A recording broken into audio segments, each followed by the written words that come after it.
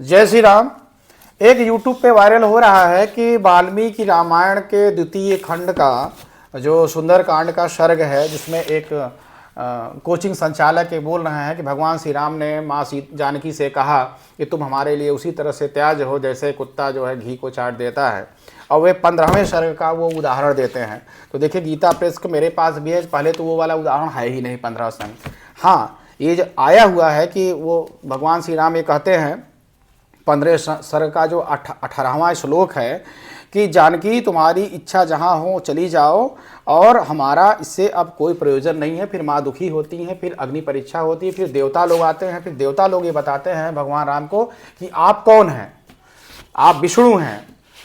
तब वो भगवान को विश्वास हो जाता है, और तब वो कहते हैं कि मैंने तो ये संसार के प्राणियों में ये जो शक न पैदा हो और ये लोग न कहें कि राम अपने पत्नी के मोह में स्वीकार कर लिया, इसलिए अग्नि परीक्षा से माँ सीता को मैंने नहीं रोका। अब मामला ये है कि जो लोग ये फैला रहे हैं कि क्या भगवान श्री राम माँ सीता के विषय में इस तरह की भाषा बोल सकते हैं, और सिर्फ एक श्लोक का उदाहरण दे रहे हैं, आगे नहीं पढ़ते हैं, क्योंकि 15 के बाद 16, 17, 18 3 सर्ग हैं इस विषय पे, माँ सीता और भगवान राम के संवाद का।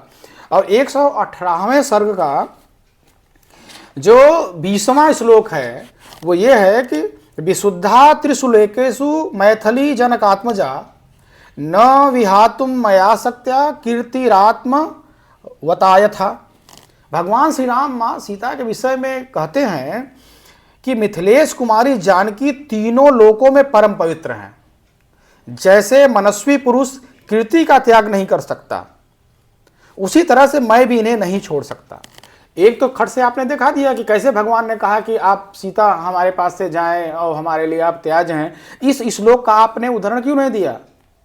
इसका मतलब है कि सुनियोजित एक साजिश, एक बौद्धिक साजिश के तहत सनातनियों में भगवान श्री राम माँ सीता में आस्था रखने वालों के प्रति आप